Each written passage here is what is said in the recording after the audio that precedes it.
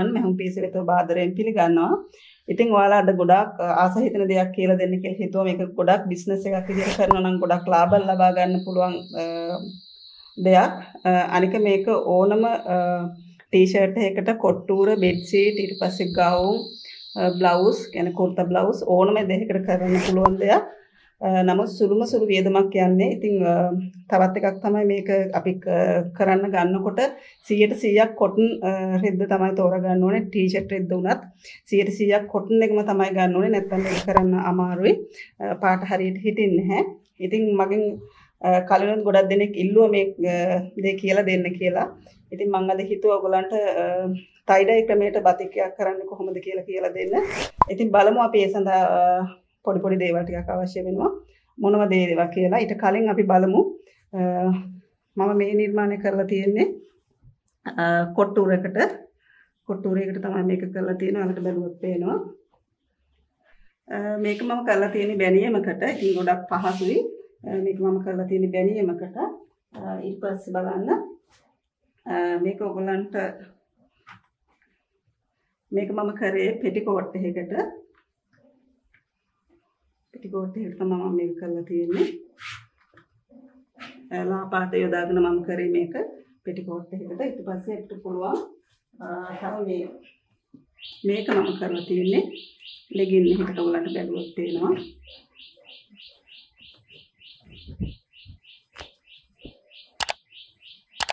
මේක මම ලෙගින් එකකට කරලා තියෙන්නේ.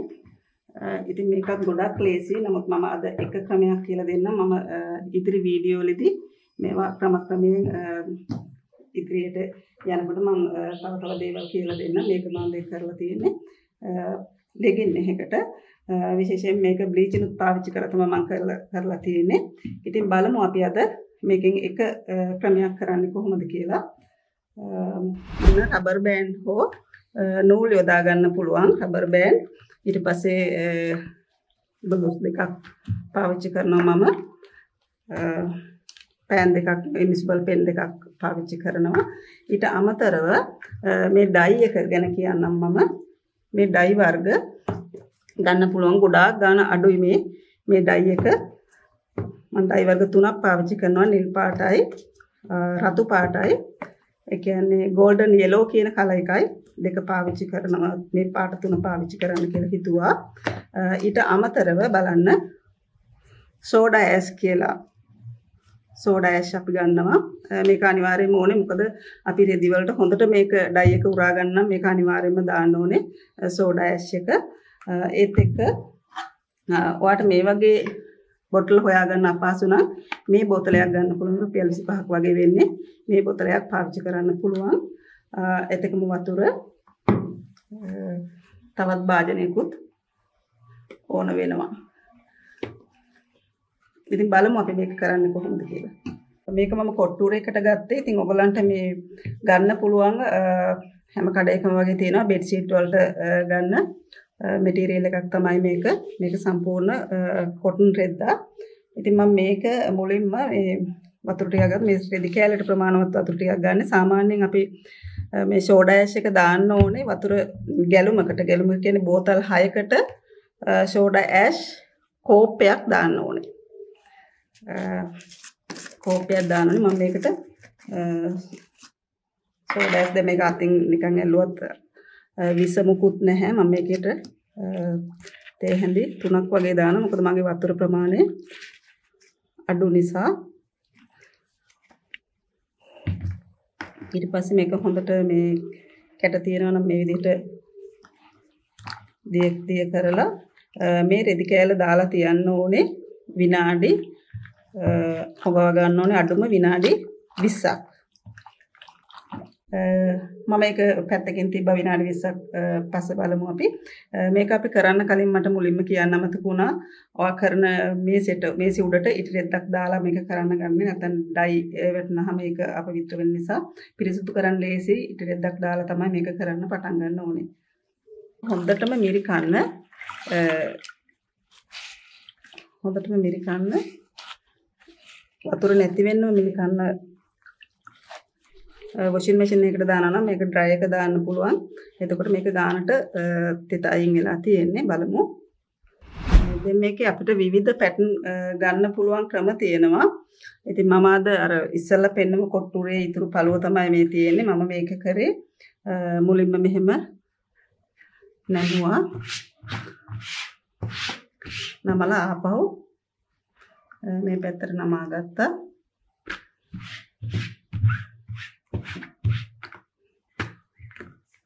මෙන්න මෙහෙම තියෙන්නේ. ඊට පස්සේ මම පොඩි හැඩයක් අඳිනවා. බලන්න. මෙන්න මේ ආකාරයට පොඩි රවුමක් වගේ ඇඳිනවා. ඊට පස්සේ වලට තියෙන්නේ මෙන්න මේ විදිහට චුට්ට අරගෙන මේකේ මෙන්න මෙහෙම නමා ගන්න. එතකොට මේ රේඛාව එක ගානට තියෙන්න ඕනේ. මේ විදිහට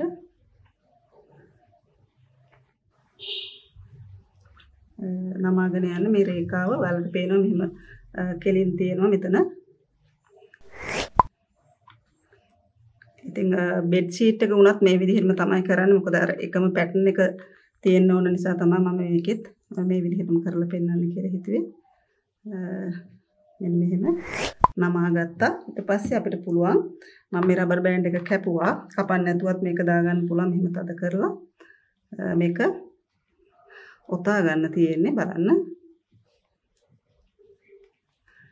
මුලින්ම මෙතන ඔතා ගන්න මේක ගොඩක්ම තද වෙන්න ඔතා ගන්න ඕනේ.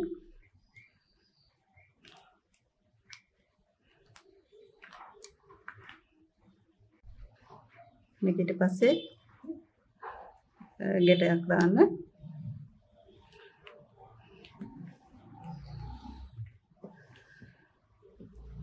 ඊපස්සේ නැවත මේක මෙහෙම කරලා ආපහු අපි මේම ටිකක් අරගෙන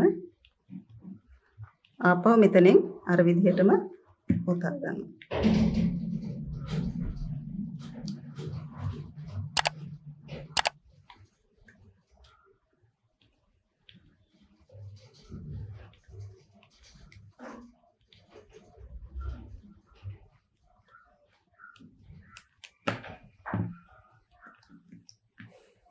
නැවත මේක මේ විදිහට තියලා ආපහු හොඳට තද වෙන්න. නැවත මේක ආපහු තනින් තන ඔයගලන්ට හිතෙන ප්‍රමාණයකින් ගන්න පුළුවන්. අගල් දෙකෙන් දෙකට ඒ වගේ තමන් කැමති ප්‍රමාණයකට මේක මේ විදිහට අතින් හදලා ඔතා ගන්න තියෙන්නේ. තද කරලා ඔතලා තදට ගැට දෙකක් වගේ දාන රබර් බෑන්ඩ් එක නිසා නැත්තම් ලිහෙන්න බලයි. මේ විදිහට තියෙන්නේ. ඉතින් මේක අපි ගැට ගන්න විවිධ ක්‍රම තියෙනවා. මම අද ඒක ක්‍රමයක් තමයි කියලා දෙන්නේ. ඉතින් කළු පාට රෙද්දටත් අපි මේක ටයි ඩයි ක්‍රමයට කරන්නේ කොහොමද කියලා මම ඉදිරියේදී කියලා දෙන්නම්. ඊට පස්සේ බලමු අපි ඩයි මිශ්‍රණය හදාගන්නේ කොහොමද කියලා. බලන්න වතුර මිලිලීටර් 500කට සාමාන්‍යයෙන් මේක තේ හැඳි භාගේ තේ හැඳි 3ක් වගේ දාන්න පුළුවන්. මිලිලීටර් 500කට. ඉතින් ගොඩාක් ඇඳුම් ගොඩකට පාවිච්චි කරන්නත් පුළුවන්. ඉතින් මේකේ පාට වතුර වලින් ලා පාට එහෙම ගන්න පුළුවන්. මෙතන මම පාට 3ක් නේ අරන් තියෙන්නේ. ඉතින් මේ පාට 3ෙන් තව ගොඩක් පාට හදන්න පුළුවන් කලවම් කරලා. ඉතින් මේකේ මම දානවා ඉස්සෙල්ලම වතුර ටිකක් දාන්න. ටිකක් දාලා මම මේකේ දාන්නේ golden yellow කියන කලර් එක. අපිට බැලු බැලමට මේක රතු පාටයි වගේ පේන්නේ නේද? ඒ වුණාට මේක කහ පාටක් තියෙන්නේ. අපි මේක බෝතලේ ඇතුළට පරිස්සමෙන් දාගන්න.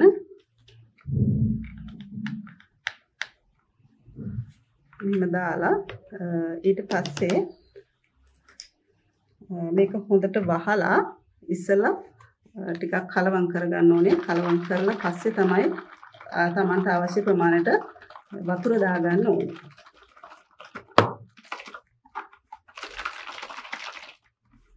මේ විදිහට හොඳට කලවම් කරලා ඊට පස්සේ තමන්ට අවශ්‍ය ප්‍රමාණයට වතුර දාගන්න පුළුවන්. පාවිච්චි කරනවා නිල් පාට, ඊට පස්සේ රතු පාට,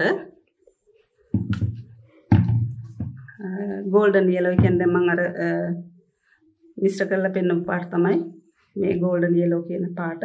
ඉතින් මේකට ඔයගලන්ට කැමති විදිහකට මේ පාට මිශ්‍ර කරගන්න පුළුවන්. ඔයාලට අවශ්‍ය නම් මේ වෙලාවේදී ග්ලව්ස් දෙක දාගන්න පුළුවන්.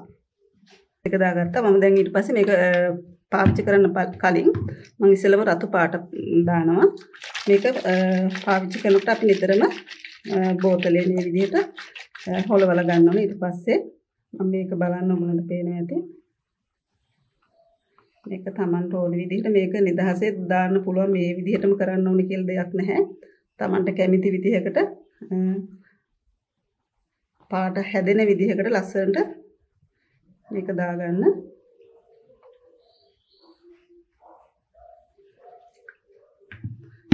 දැම්ම ඊට පස්සේ මම පාවිච්චි කරනවා මේකට නිල් පාට.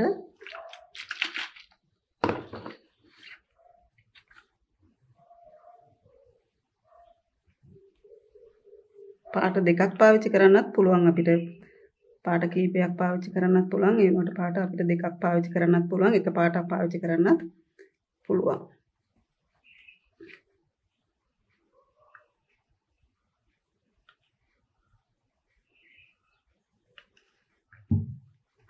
ඊට පස්සේ මම මේ අතරට යලෝ දානවා. මේ නිල් පාට අතරට පොඩ්ඩක් දාන්න.